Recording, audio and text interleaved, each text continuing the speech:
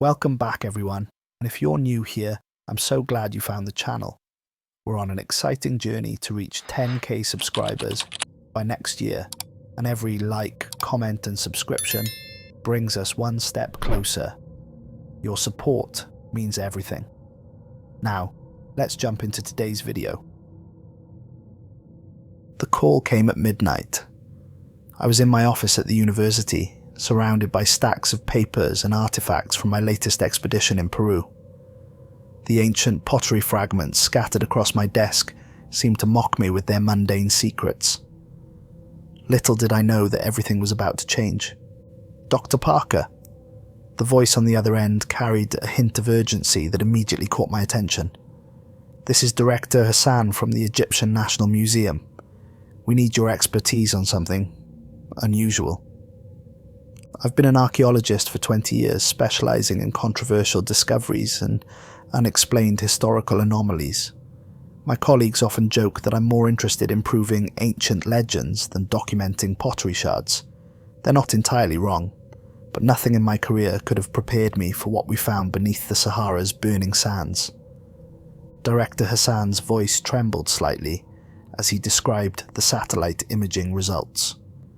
The structure appears to be massive, Dr. Parker, unlike anything we've seen before. The preliminary scans suggest it's older than the pyramids, but he paused, clearing his throat. The architecture doesn't match any known civilization. I felt a familiar thrill run through my body. This was exactly the kind of discovery I'd spent my career pursuing. Send me the data, I said, already reaching for my laptop. I'll need to assemble a team. The images arrived moments later, and I found myself staring at them until the first rays of dawn crept through my office window. The structure was there, buried deep beneath the dunes, its outline clearly visible in the ground-penetrating radar scans. But something about the geometry felt wrong. The angles and curves seemed to defy conventional architectural principles.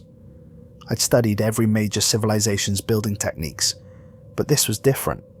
This was alien. I knew immediately who I needed for this expedition. Dr. Lila Moreno was my first call. We'd worked together on 3 continents, and her skepticism had saved us from countless wild goose chases. She'd earned her reputation by debunking archaeological hoaxes, but she also had an uncanny ability to recognize genuine anomalies. When I described the structure, she was silent for a long moment. "Send me the scans," she said finally. "I'll be on the next flight." Jack Hale was easier to convince. The rugged survivalist had guided archaeological expeditions through some of the world's most dangerous terrain. He'd once kept an entire team alive for 2 weeks when they got stranded in the Atacama Desert. The Sahara, he'd laughed over the phone. At least there won't be any snow. Maya Zheng was presenting her latest research on ancient plant preservation techniques at a conference in London when I reached her. The young paleobotanist had revolutionized our understanding of prehistoric flora with her innovative analysis methods. "The satellite scans show some unusual organic matter readings," I told her. "We need your expertise." She cancelled her remaining lectures and booked a flight to Cairo. The final member of our team was Tommy Alvarez. I'd worked with him before in South America, where he'd managed to decipher previously unknown scripts from pre-Incan civilizations. His understanding of ancient languages and religious practices was unmatched. When I sent him the images of the strange markings visible in some of the scans, he responded within minutes. "These symbols, they're like nothing I've ever seen. I'm in." We gathered in Cairo a week later, huddled around a table in the Egyptian Museum's research wing. Director Hassan had cleared an entire section for our use, and the walls were covered with printouts of the satellite data and preliminary analyses. "The structure appears to be roughly circular," Lila explained, pointing to the main scan. "But look at these sections here and here. The walls curve in ways that shouldn't be possible, given the time period we're dealing with. The engineering principles required for these configurations wouldn't be developed for thousands of years." The organic readings are odd too, Maya added, pulling up her own analysis. There are traces of plant matter preserved in the surrounding soil, but the molecular structure is unusual. I've never seen anything like it in the fossil record. Jack was more concerned with logistics. He'd spent the morning poring over detailed maps of the region. It's remote. The nearest settlement is over 200 miles away. We'll need to bring everything with us and set up a proper base camp. The desert out there is unforgiving. Tommy barely seemed to hear any of this. He was absorbed in the grainy images of the markings, his fingers tracing their outlines on the paper. These symbols, they don't match any known writing system, not even partially. It's as if they were created in complete isolation from every other form of human communication. I watched my team as they worked, each focused on their specific areas of expertise. They were the best in their fields, but more importantly, they were people I trusted. People who wouldn't panic when things got strange. And something told me things were going to get very strange indeed. The Egyptian authorities fast-tracked our permits, and within days, we were loading our equipment onto heavy-duty trucks. The expedition was officially classified as a standard archaeological survey, but the amount of resources being allocated told a different story. Someone high up wanted answers about what was buried in the sand. As we drove away from Cairo, watching the city fade into the desert haze, I felt a growing sense of unease. The Sahara stretched out before us, a vast ocean of sand under the merciless sun. Somewhere out there, something had been waiting for thousands of years. Something that didn't want to be found. I didn't know it then, but we were heading towards something that would change us forever. Something that would make us question everything we thought we knew about history, about reality itself. And not all of us would make it back to tell the tale. Looking back now, I wonder if we should have heeded the warning signs.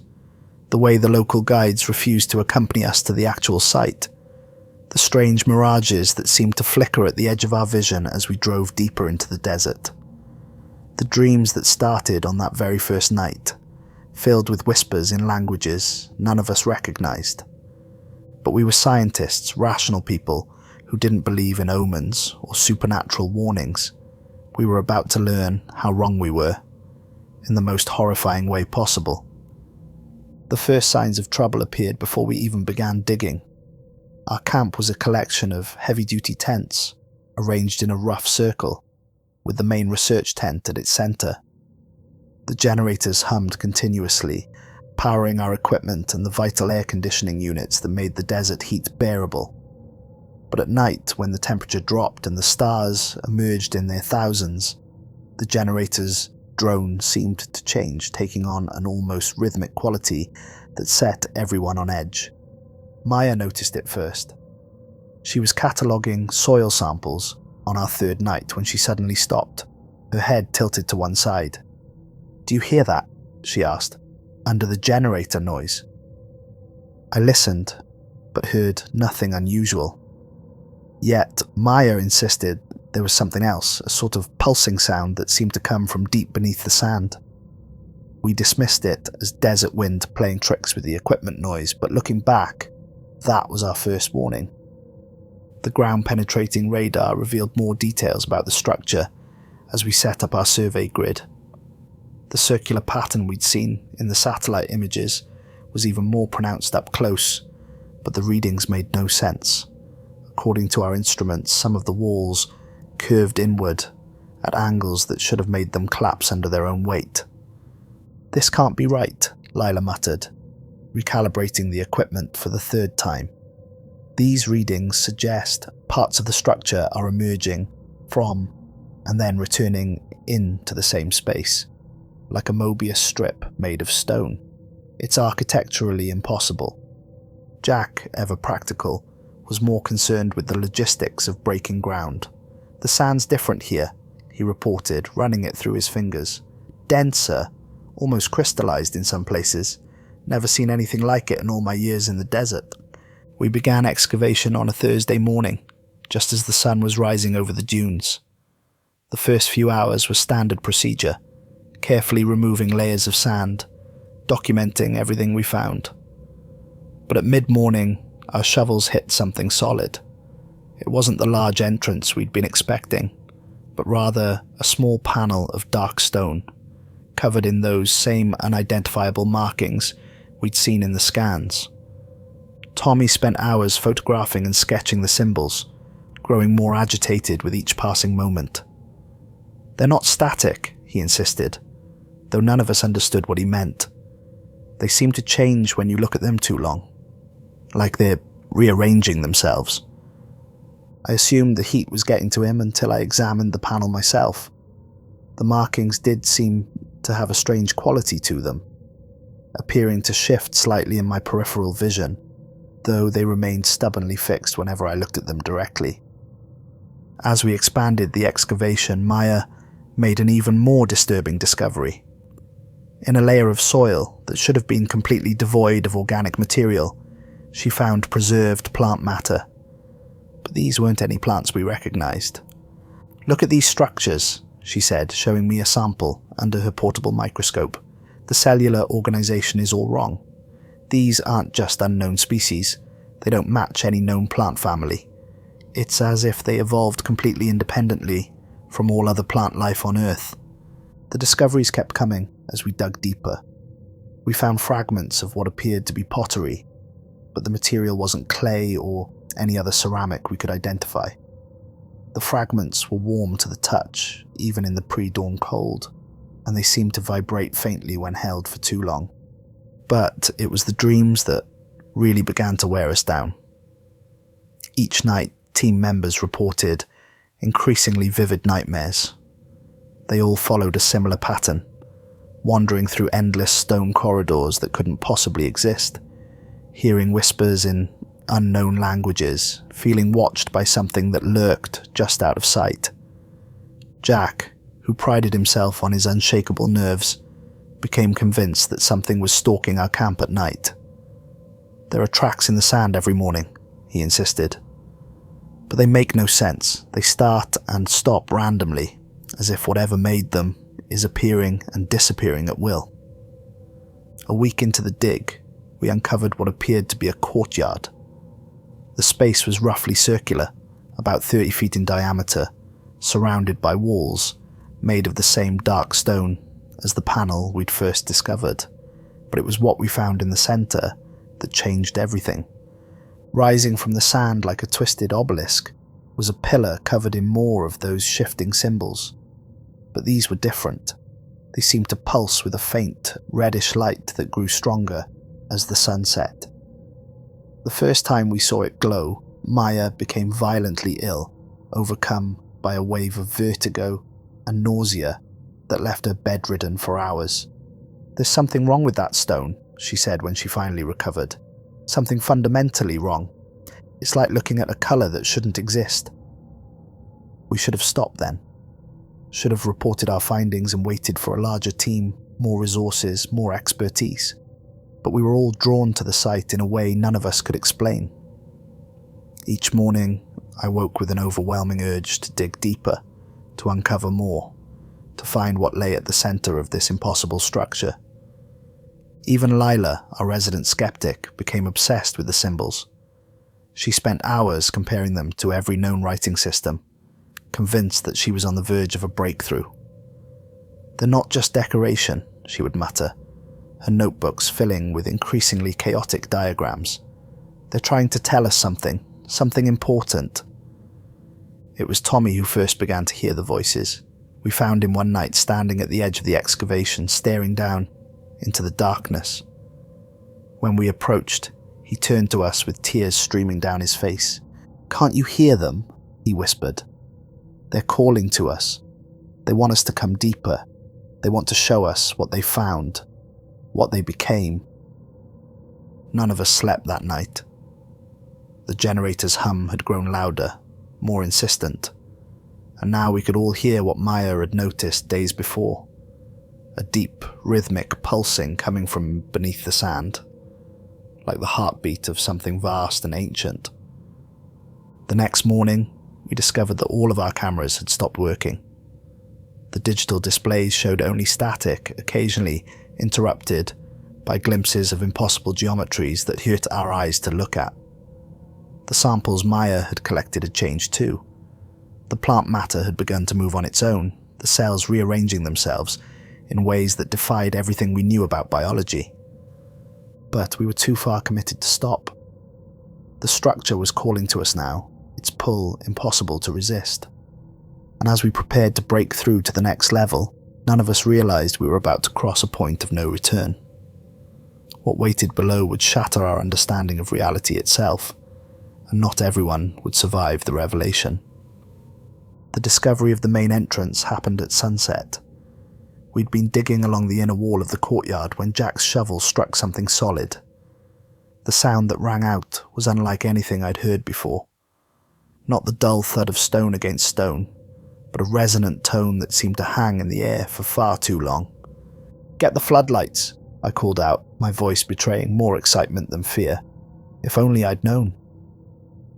As our team cleared away the remaining sand, an immense door began to emerge from the desert floor. It stood at least 20 feet high, made of a material that seemed to absorb light rather than reflect it. The surface was covered in those same shifting symbols we'd found elsewhere, but here they were arranged in intricate spiral patterns that seemed to move inward, drawing the eye toward the center of the door. Maya tried to take samples from the door's surface, but every tool she used either slid off ineffectively or shattered on contact. "It's like the material isn't fully there," she said, frustration evident in her voice. "Like trying to cut through a shadow." The symbols on the door were different from those we'd found before. They seemed more urgent, more deliberate. Tommy spent hours transcribing them, his hands shaking as he worked. That night I found him in his tent, surrounded by papers covered in his increasingly erratic handwriting. "They're not warnings," he said, his voice hoarse. "Everyone assumes ancient writing on sealed doors must be warnings. But these are more like instructions. They want to be found. They want to be opened." The temperature around the door was wrong. While the desert night grew cold as usual, the air near the entrance remained warm, almost humid. Jack set up thermal cameras, but the readings made no sense. The door appeared completely black on the thermal imaging, as if it was absorbing all heat energy that touched it.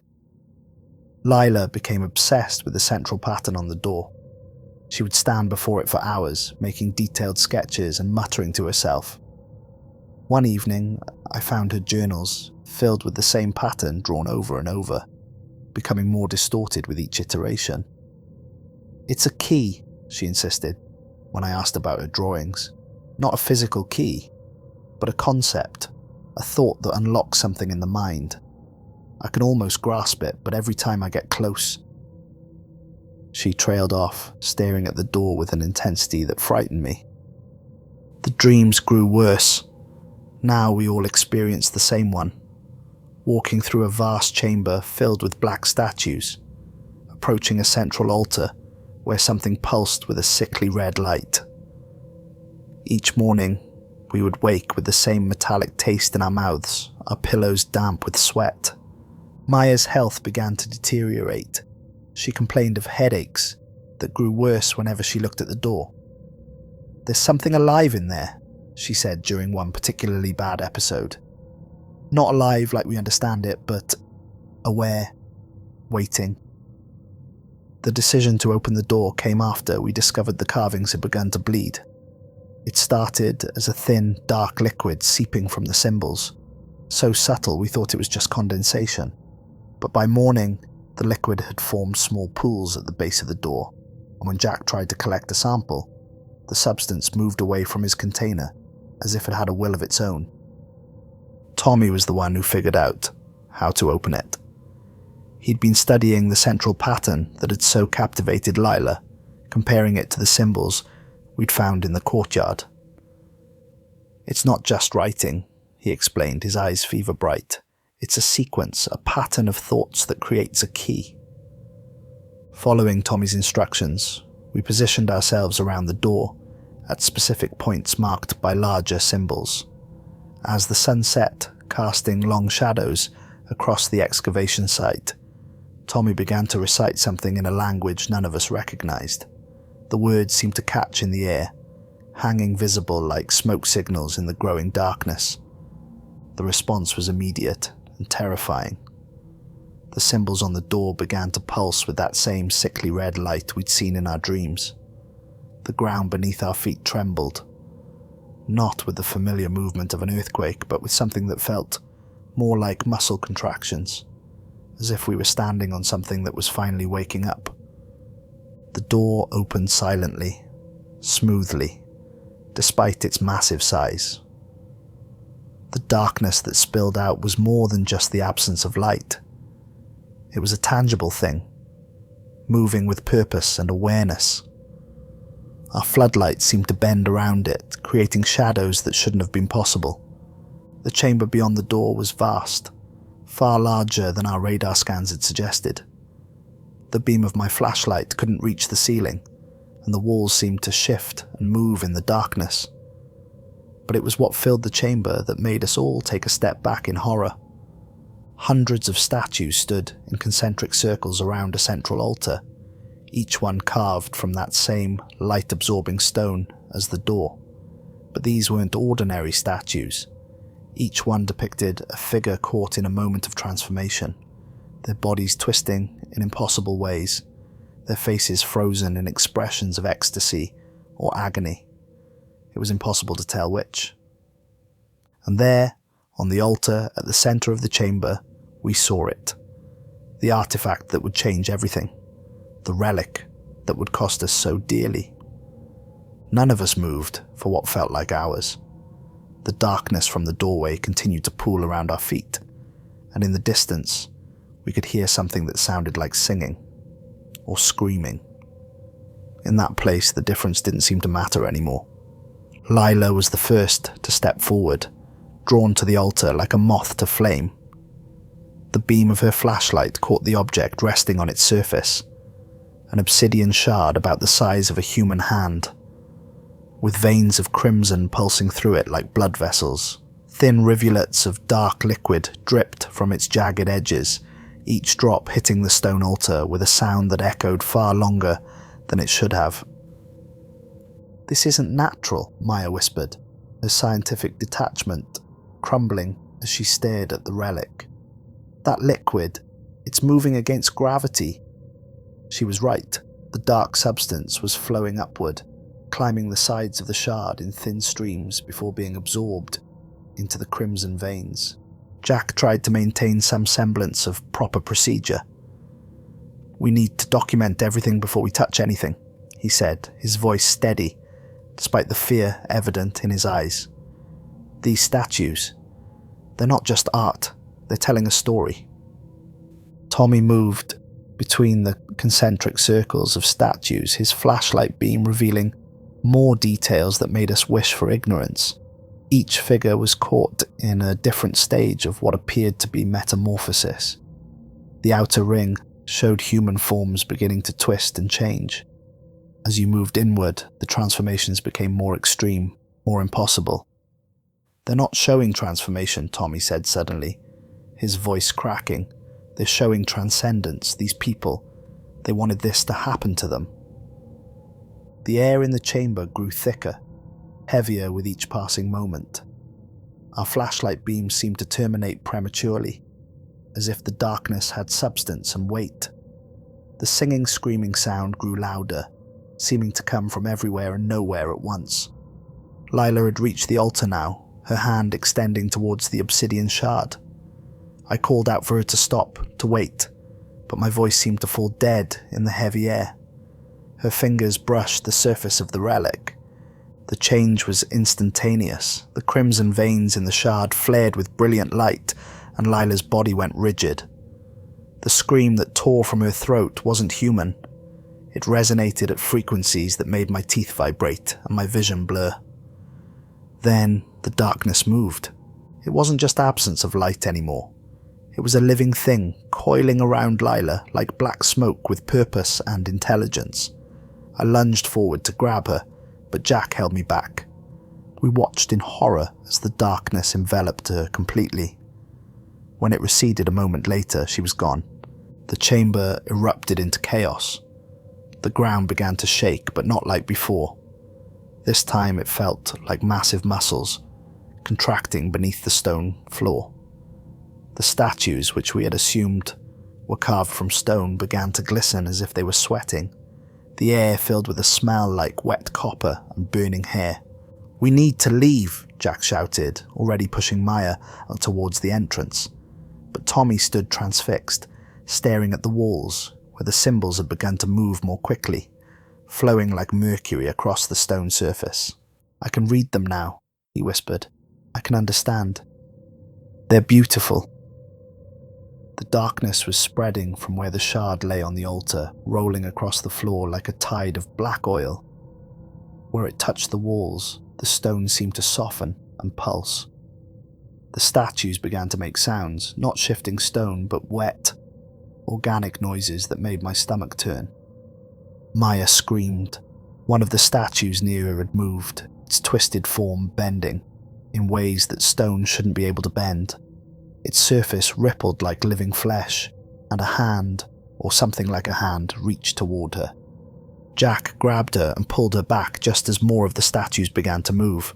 The singing screaming was deafening now, and I realized it was coming from the statues themselves. They were awakening, unfurling from their frozen states, their bodies flowing like wax as they resumed the transformations captured in stone. "The door!" I shouted.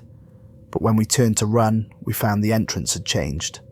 The doorway now seemed to twist in on itself, the darkness flowing through it, distorting space in impossible ways. Beyond it, we could see only a tunnel that spiraled into infinity.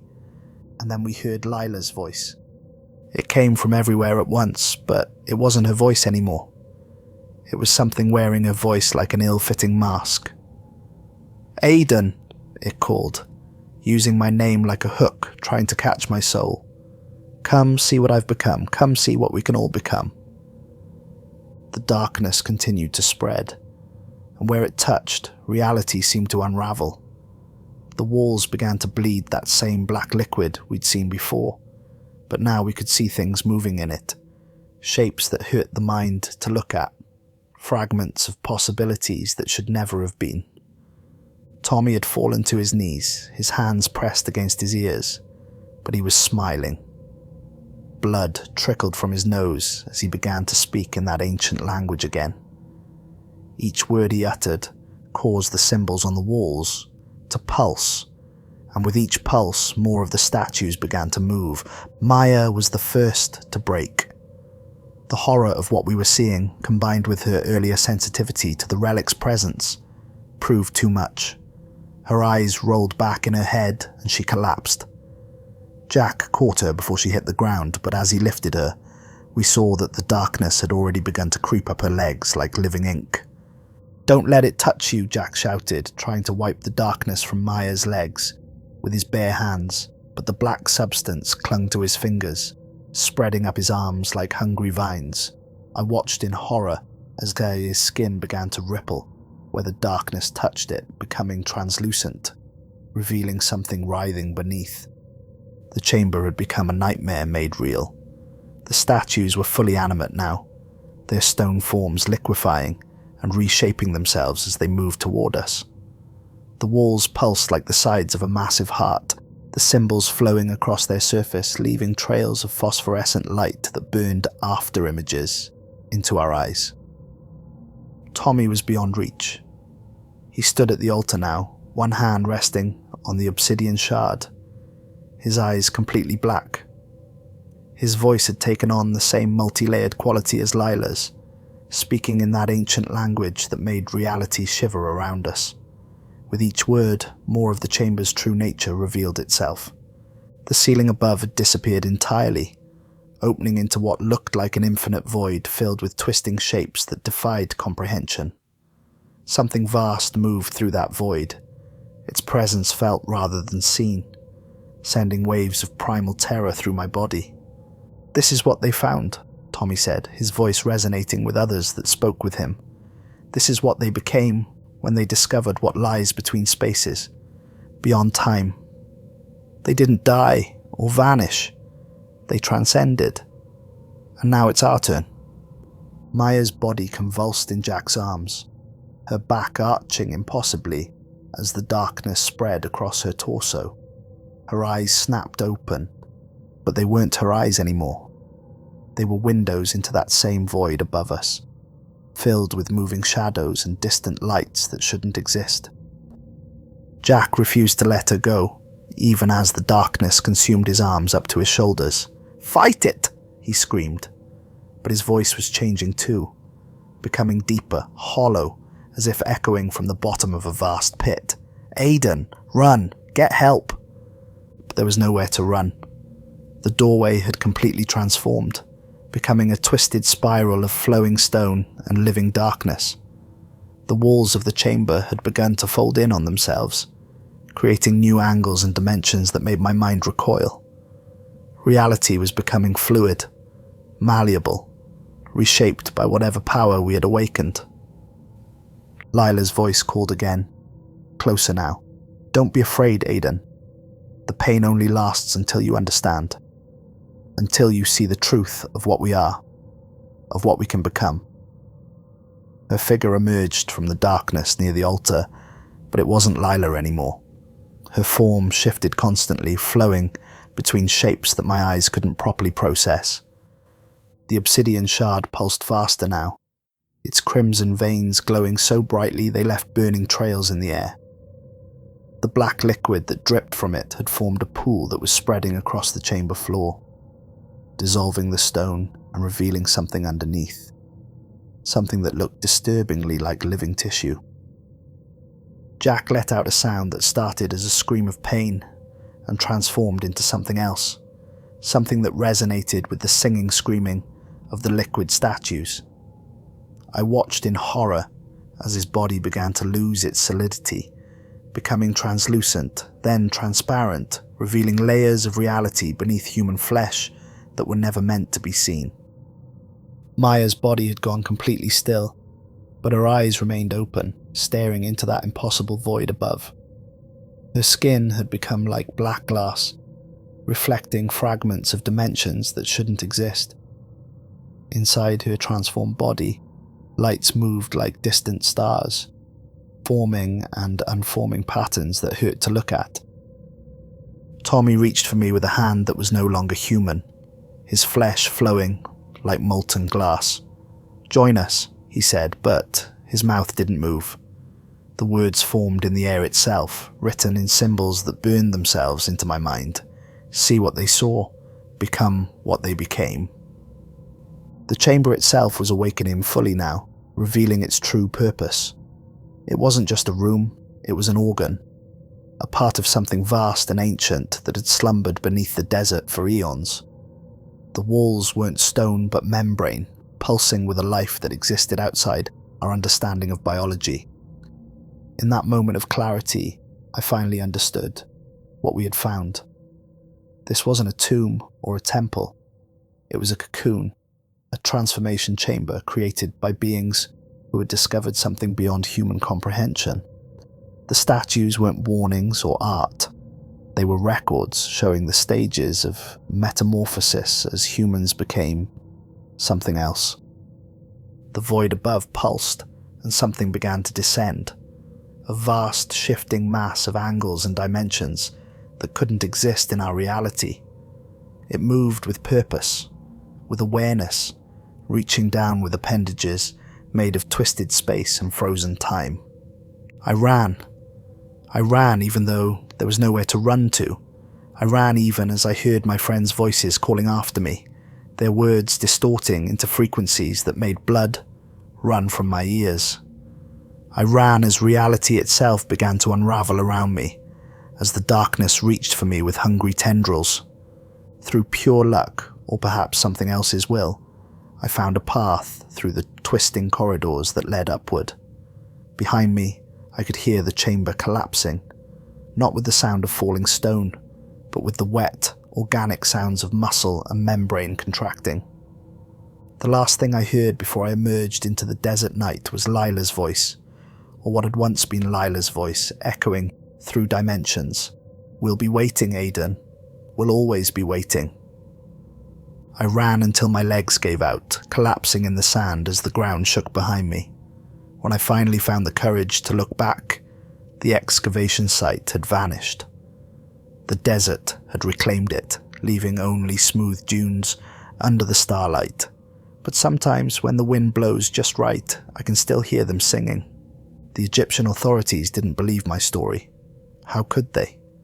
The satellite images showed nothing but empty desert where our site had been. All records of our expedition disappeared, as if they had never existed. My colleagues, my friends, they were simply listed as missing, presumed lost in the vast emptiness of the Sahara. But I know the truth. They're not dead. They're not even lost. They're somewhere else now, in spaces between spaces, experiencing something beyond human comprehension. And sometimes in my dreams, I can still hear them calling to me, showing me wonders and horrors that no human mind was meant to contain. I don't sleep much anymore, because every time I close my eyes, I see that obsidian shard, with its pulsing crimson veins, and in those moments between waking and dreaming, I feel it calling to me, trying to show me what my friends became, what they're still becoming. And the worst part of me wants to answer that call. Part of me wants to go back to see what lies beyond the veil of reality they discovered. Because once you've glimpsed what exists outside our limited understanding of existence, everything else seems less real. But I resist. I have to resist. Because someone needs to remember what we were before. Someone needs to stay human enough to warn others. Even though I know deep in my soul that someday something ancient and patient that wears my friends' faces will come looking for me. And when it does, I pray I'm strong enough to resist its call. But in my darkest moments, when I hear their voices singing in the wind, I'm not sure I will be.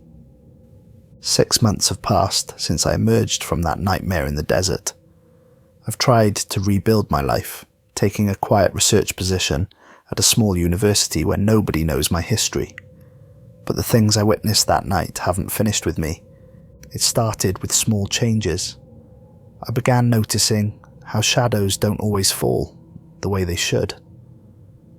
Sometimes when I'm alone in my office late at night, I'll catch glimpses of darkness moving against the walls, flowing like liquid when it thinks I'm not watching. The plants in my apartment have started growing strangely. Their leaves twist in impossible patterns, reaching towards something I can't see. Last week, I found one of my ferns had developed veins that pulsed with a faint, reddish light. I burned it immediately, but the smell it produced made me black out. When I came to, my walls were covered in those same symbols from the chamber, drawn in ash that disappeared when I tried to touch it. I've started receiving packages. They arrive without postmarks or return addresses, containing artifacts that shouldn't exist. A piece of stone that feels warm and pulses like a heart. A jar of black sand that moves on its own, forming patterns that make my eyes hurt. Yesterday I received a small obsidian fragment that looked terrifyingly familiar. I drove to the ocean and threw it in, but this morning it was on my bedside table, dripping with that same dark liquid. The dreams have evolved. I no longer just see what happened. I see what's continuing to happen. I see Lila, or what used to be Lila, moving through spaces that fold in on themselves.